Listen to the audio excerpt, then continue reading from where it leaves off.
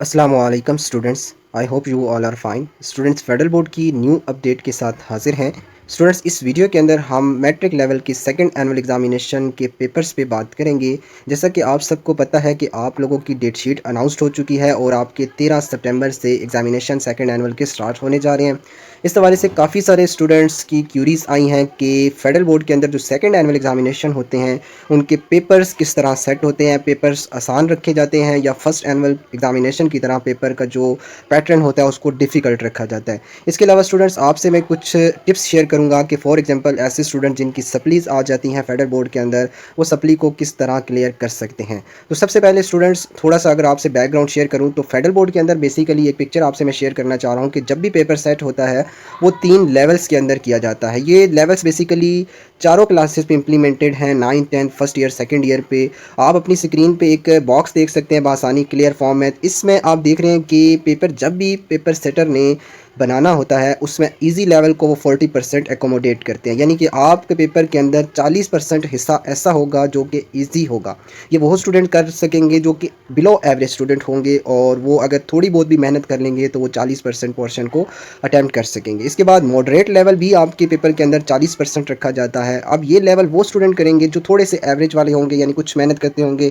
کچھ ذہین اسٹوڈنٹ ہوں گے، وہ بھی اس پارٹ کے اندر لائک کریں گے۔ اس کے علاوہ 20% پورشن ایسا رکھا جاتا ہے جو کہ کنسیپچول بیس اور انتہائی ڈیفیکلٹ ہوتا ہے، جو کہ صرف وہی اسٹوڈنٹ اٹیمپٹ کر سکتے ہیں جو کہ انتہائی ذہین ہوتے ہیں، عقل مند اسٹوڈنٹ ہوتے ہیں، محنتی اسٹوڈنٹ ہوتے ہیں، اور ٹوٹل آپ کی اس طرح 100% مارکس بنتے ہیں۔ اب نیچے لاسٹ میں آپ دیکھ رہے ہیں کہ 5% ان کے اندر ویریشن ہے، پلس مائنس ہو سکتا ہے۔ اب اگر ہم سیکنڈ اینول ایگزامینیشن کی بات کریں تو سیکنڈ اینول ایگزامینیشن میں آپ کا یہی 5% ویریشن والا جو پوائنٹ ہے وہ یہاں امپلیمنٹ کر دیا جاتا ہے، یعنی کہ سیکنڈ اینول ایگزامینیشن کے اندر موسٹلی وہ اسٹوڈنٹ اپیئر ہو رہے ہوتے ہیں جن کی سپلیز ہوتی ہیں۔ اب وہ اسٹوڈنٹ کیونکہ پریویس پیپر ایگزامینیشن کے اندر بھی فیل ہوئے ہیں تو بورڈ کی یہ پالیسی ہے کہ یہ جو 5% ویریشن والا مارجن میں نے آپ کو شو کیا ہے، بورڈ یہ کرتا ہے کہ ایزی والے پورشن کو تھوڑا سا انکریز کر دیتا ہے، یعنی 40 سے وہ 45-46% پہ ایزی والا پورشن لے جاتا ہے۔ اس لیے آپ نے اکثر سنا ہوگا کہ جو سیکنڈ اینول ایگزامینیشن میں پیپر آتے ہیں وہ بنسبتاً فرسٹ اینول ایگزامینیشن کے ایزی ہوتے ہیں۔ اس میں جو ایزی والا پورشن رکھا جاتا ہے وہ 40% سے انکریز کر کے 45 to 46% کر دیا جاتا ہے۔ اب وہ اسٹوڈنٹ جو تھوڑا بہت بھی بک کو دیکھتے ہیں، تھوڑی بہت بھی محنت کرتے ہیں، وہ بآسانی اپنا جو پیپر ہے جن کی سپلی آئی ہے وہ کلیئر کر سکتے ہیں۔ اب اس کے علاوہ میں آپ سے ایک اور پکچر شیئر کرنا چاہوں گا جس میں آپ بآسانی دیکھ سکتے ہیں کہ کچھ آپ کے پاس آپشن ہے کہ نالج بیسڈ آپ کا پیپر کتنا بنتا ہے، انڈرسٹینڈنگ بیس کتنا بنتا ہے، اور analyse plus evaluate plus create پر کا ٹوٹل پیپر کتنا بنتا ہے۔ تو آپ بآسانی اپنی سکرین پہ دیکھ سکتے ہیں کہ نالج بیسڈ جو پیپر ہے وہ 30% بن رہا ہے، اس طرح انڈرسٹینڈنگ بیسڈ جو پیپر ہے وہ آپ کا 50% بن رہا ہے، اور اس کا پریکٹیکل اپلائنگ بیسڈ جو نالج ہے وہ 20% ہے آپ کا، ٹوٹل اس طرح 100% آپ کا پیپر بن رہا ہے۔ اب وہ اسٹوڈنٹ جو کہ سپلیز جن کی آ چکی ہیں فرسٹ اینول ایگزامینیشن کے اندر، اب وہ اپنی سپلی کو کلیئر کرنا چاہ رہے ہیں تو ان کے لیے کچھ ٹپس میں آپ سے شیئر کرنا چاہوں گا۔ اسٹوڈنٹ سب سے پہلا پوائنٹ آپ نے یاد رکھنا ہے کہ آپ نے اپنی بکس کو مسٹ ایک دفعہ اسٹڈی کرنا ہے۔ اگر آپ کے پاس آپ نے اس سے پہلے نہیں بھی پڑھا، آپ کے پاس لاسٹ 10 days بھی اگر فار ایگزامپل بچ گئے ہیں، تو آپ بک کو ایک دفعہ